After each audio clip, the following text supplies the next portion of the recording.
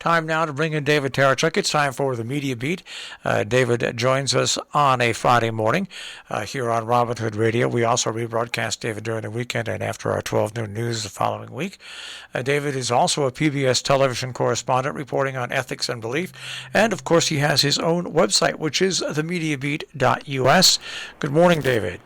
Well, hello. It's good to be with you, calling in from the media capital of the world, New York City, where it's a cool morning here, too, though not as cool, chilly perhaps, as you in Connecticut. It's always good, though, to be joining Marshall Miles, the truth seeker. And what should we talk about today? Well, I guess we can start off with Nancy Pelosi really having a tough time with the Democratic Party, the few, what I call Dixiecrats, but also the progressive wing of the party. And this is where the Democrats really can hurt themselves big time. They just have not really made they really haven't backed Joe Biden's proposal. Well, the week has seen a coming to a peak of intra-Democratic Party squabbles over the administration's plans. I mean, most especially for that huge, massive $3.5 trillion package of both social policy and climate change measures. We've got now we have the so-called moderate wing of the party. I'm unhappy about that word, and we might talk about that a little bit. Yeah. But it's exemplified by the West Virginia Congressman Joe Manchin, who wants that massive $3.5 trillion package more than halved. And we know that because of journalism, essentially. Politico leaked a document back that was actually dates back to July, but it shows exactly where Representative Manchin stands on the issue. And of course, he was able to make it, able to confirm it and make it public yesterday.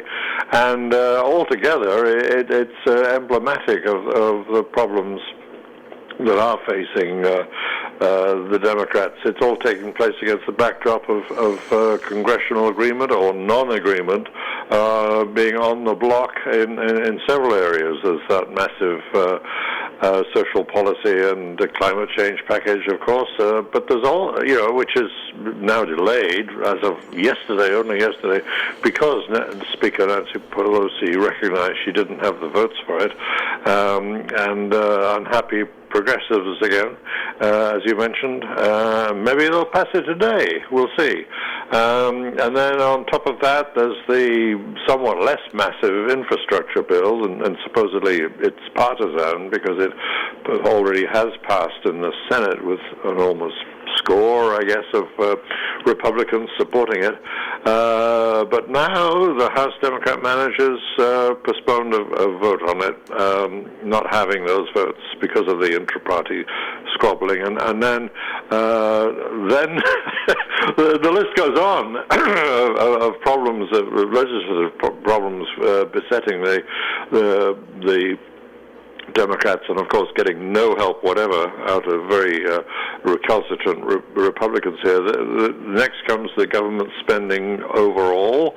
Now that's temporarily dealt with, I suppose, with Congress yesterday actually passing both houses, both chambers passing, and then President Biden's quickly signing a temporary fix.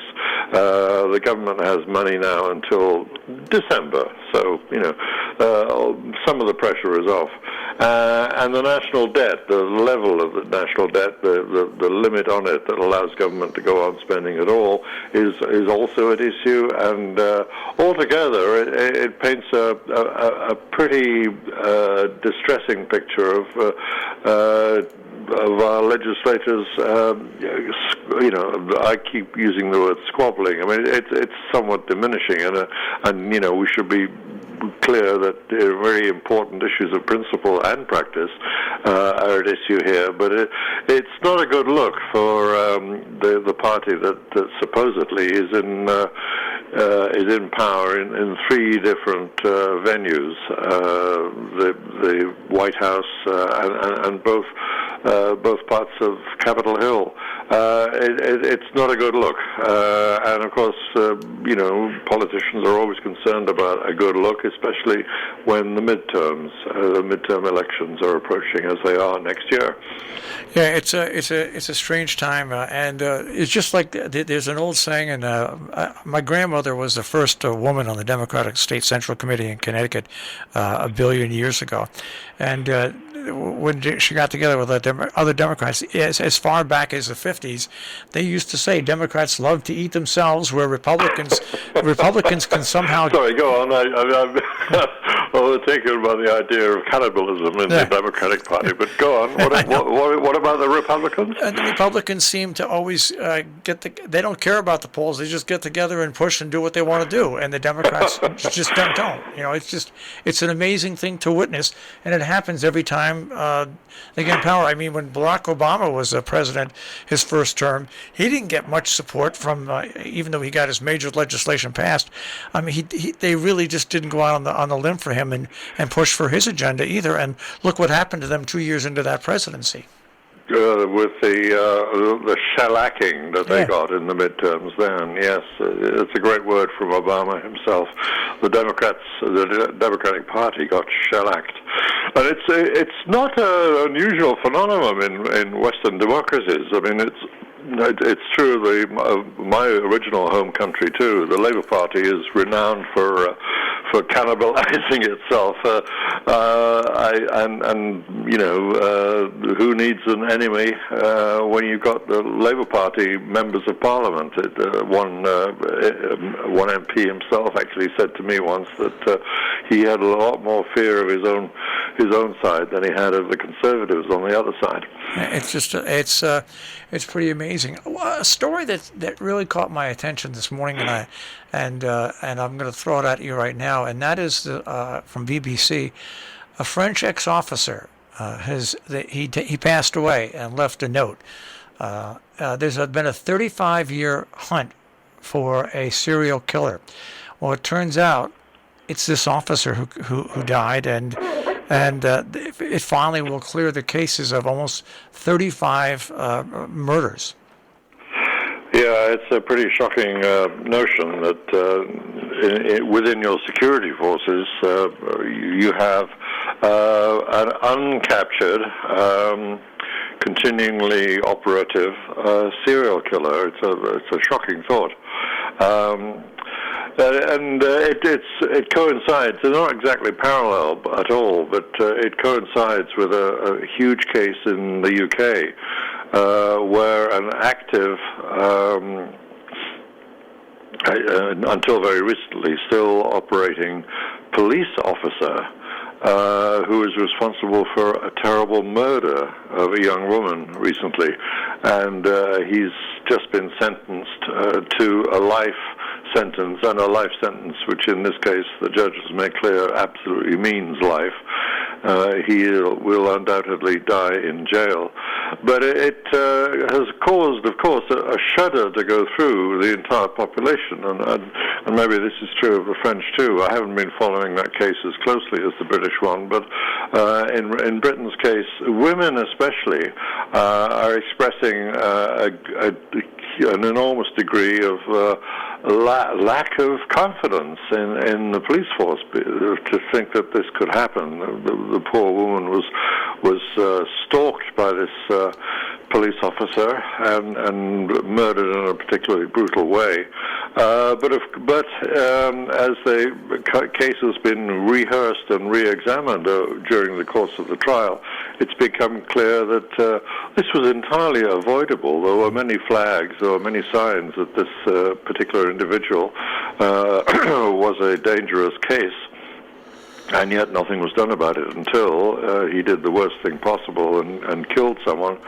And only then has it become clear that somehow or other he was allowed to, indulge his fantasies and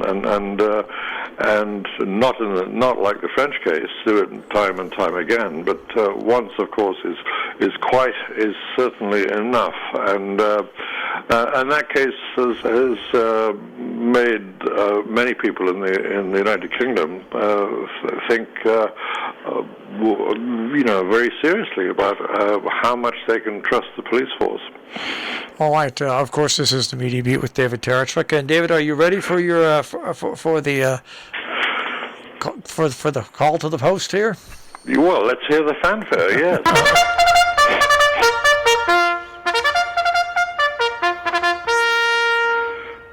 I want to fanfare an overseas media source, because we've often talked in this slot, especially when we've been joined by Jill Goodman as well, about overseas media sources, and I've often, when called upon, to recommend sites that, whether it's on the web or in other ways, whether there are sources that we can turn to for a different view and a reliable different view that would broaden our own sense of media coverage. And I've often, of course, I've said this several times over, that one of the best ones I know is the German Deutsche Welle website. It's been a radio and TV organization for a long time, and in the last couple of decades, it's gotten its website up to a very fine level of information giving. This week I want to single out a German newspaper, Die Zeit, which is now, it's a newspaper, but it's now online and in English, I should point out, because I have no proficiency at all in German, I'm afraid. But this is these translations now work very effectively. They're very fluent pieces of English writing. It's almost as if they were written in English to begin with. You don't get the sense of a translator intervening at all. And I'd like to highlight the fresh perspective it offers. Die Zeit, Z-E-I-T is how it's spelled, and it's, as I say, online, and it's in English. And the kind of material that we get this week, for instance, if you scan it carefully, there are things that you could probably only get from Germany. There's a very grabbing profile of the Nazi hunters who are still at work in Germany, at work against aged war criminals now, some of them in their 90s. The headline itself is incredibly grabbing for me. Has any Nazi perpetrator ever admitted his guilt? Only one, it seems, according to these hunters who are profiled. And the question is asked, and it would be interesting to go find the answer if you're prompted to do that. The question is, what's it like ringing the doorbell of suspected mass murderers? Those hunters are very dedicated hunters, and we know Simon Wiesenthal is an example here in this country, but Germany has their own homegrown Nazi hunters, and it's very interesting in this article to see how they're still working all these decades after World War II. And also, their COVID coverage is very interesting. They profiled this week, or at least they made a very full examination of the process by which herd immunity might be finally arrived at in their own nation, and how does that possibility affected by the Delta variant, and they've even gone so far as to create a kind of interactive calculator on the website for how many people need to be vaccinated for COVID to be eventually wiped out, or at least taken off the board as a real threat. And in a separate article, they take the opportunity to examine in great detail how the Australians have managed to keep their country, on the whole, largely unaffected by COVID. Border sealing, effectively, is what we think of with Australia, because it's just one. In many ways, it appears to be just one big island, and how is that possible? We know now that Australia only this week is lifting many of its restrictions, and there's a sense of a triumph having been achieved, and the Germans naturally enough want to know how it's done, and they've been very thorough in the journalism that's gone into explaining how the Australian case has worked the way that it does. And there's also, for us Americans, there's an interview with George Packer about the New Yorker writer, of course, whose new book, Last Best Hope, is there. And the Germans see it as examining 4 different kinds of America. It's interesting to get this perspective. The 4 kinds are the free, the smart, the real, and the just. And so, which one of those kinds of America is the one that's likely to predominate? That's an interesting way for someone outside the United States to be looking at the U.S. And to do so, they're questioning an American optimist. I think George Packer is a jaundiced in many ways, but still an optimist whose work is worth reading and reflecting on, and the German angle on it is very interesting. So altogether, Die Zeit is well worth a visit, and every now and again just check in with how the rest of the world sees us, and of course the world as a whole. Well worth a look. It's interesting you bring up that, because the next place I wanted to go was Germany, and your take on the results of the elections.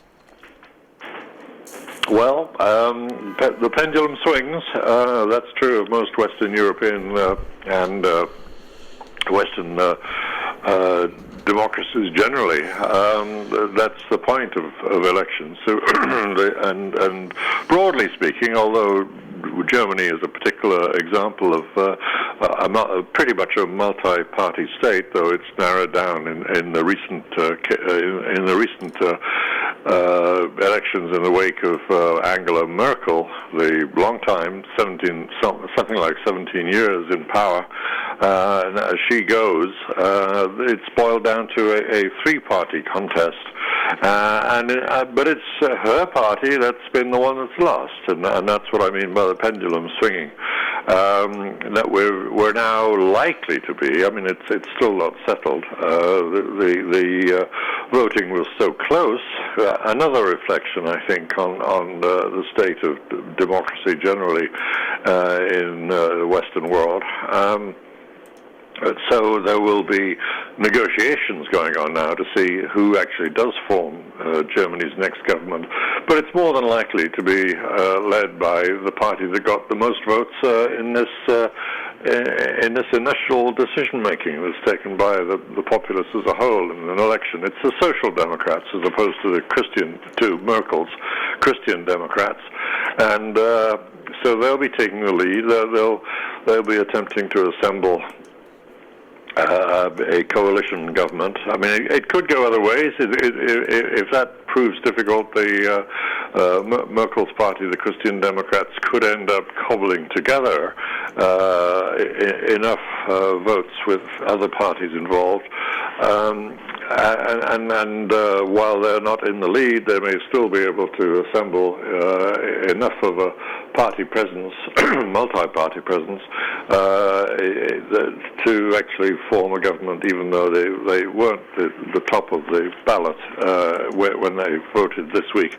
The third party, the Greens, remarkable in Europe for always being to the fore, though never, of course, taking power singly in Germany, and this time it's been something of a disappointment. It's almost ironic that at a time when climate change consciousness has reached a peak, especially in Western Europe, that it should be the party that has the most to do with promoting that cause over the last 20, 30, 40 years, has not been a great beneficiary of it. I think it's the old and rather familiar political phenomenon of politicians in general being perfectly capable of stealing their opponent's clothes. and the Green Party has found its policies so welcomed by the public as a whole that their rival parties can trade in the same issues as well, and appear to have done so. And so we got the rather sad picture of a party that certainly can be credited with the growing consciousness. They're not in political terms, political power terms. They're not particularly strong beneficiaries of that raised consciousness themselves. Well, another interesting thing to look at is what happened to the former president of France, Sarkozy, where he's just finished his second trial. I know he's appealed the first decision where he was found guilty, and he's going to appeal this one. It's amazing when you take a look at Donald Trump, Israel, France, around the world, the major leaders. Well, yes, Sarkozy facing jail term. Nicolas Sarkozy is always known as something of a dashing figure, unusual for leading French politicians who the French would, generally speaking, favor the dour and the serious-minded. I'm thinking way back to General de Gaulle through to Mitterrand, the left-wing president for many years. De Gaulle very much a nationalist, of course, on the other side of the other end of the political scale. But Sarkozy was very different. He had a certain brio, as the Italians would say about him, and we now know, of course, certain underhand ways of operating, particularly with kickbacks and such like, that he's become, in the course of his legal processes being on trial, become almost a caricature of the corrupt politician. So yeah, it's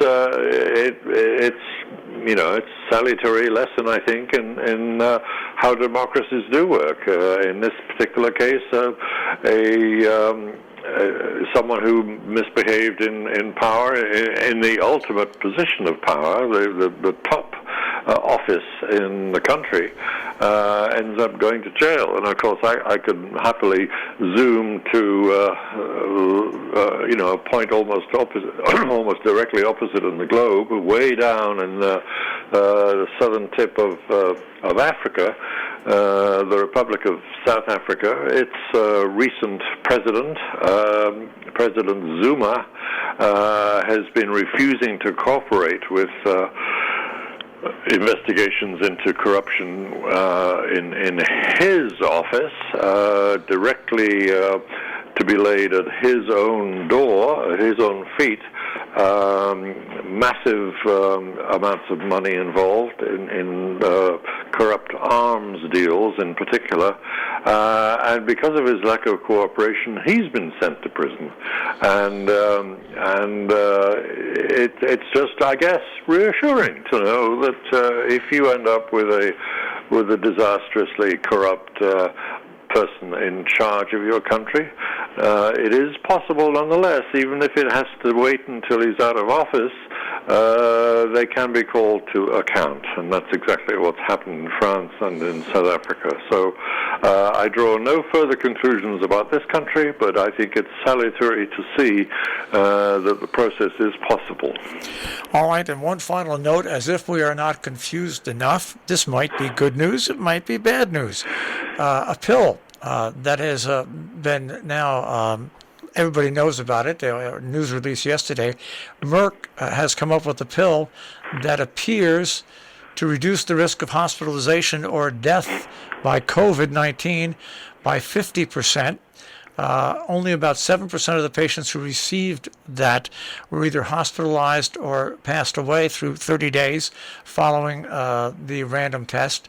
So I guess the good news is people that don't want to get vaccinated have maybe, if the FDA acts, a pill form, but it's yet probably another confusing statement that comes out in our fight against COVID-19.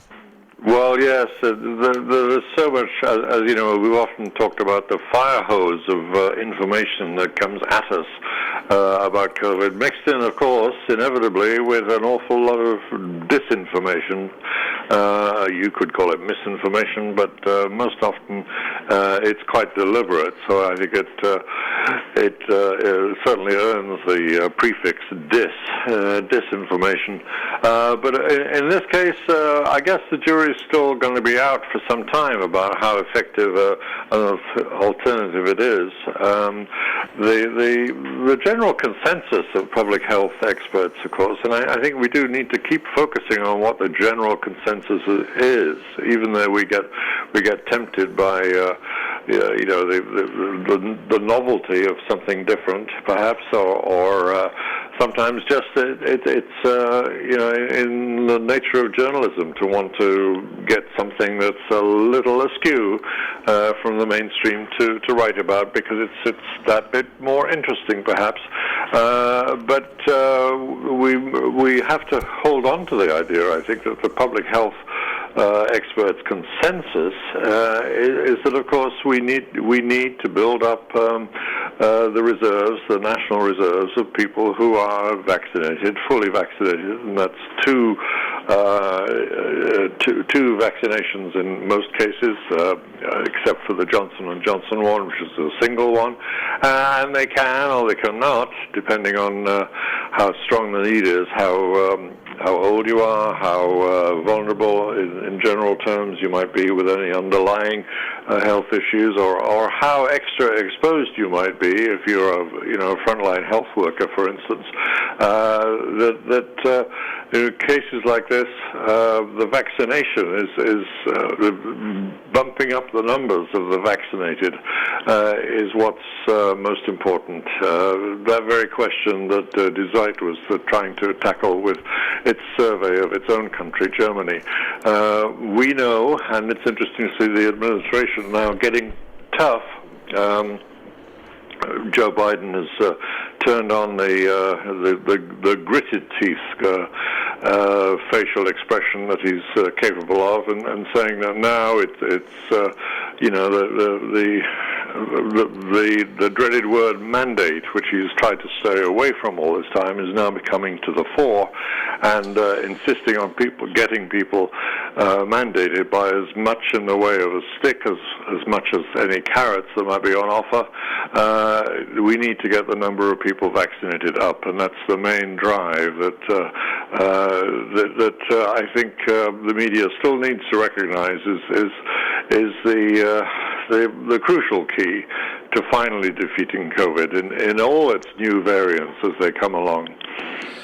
All right, David, it's always great to speak to you, wrapping up the week, taking a look at the media as it is, and we will check with you again next week.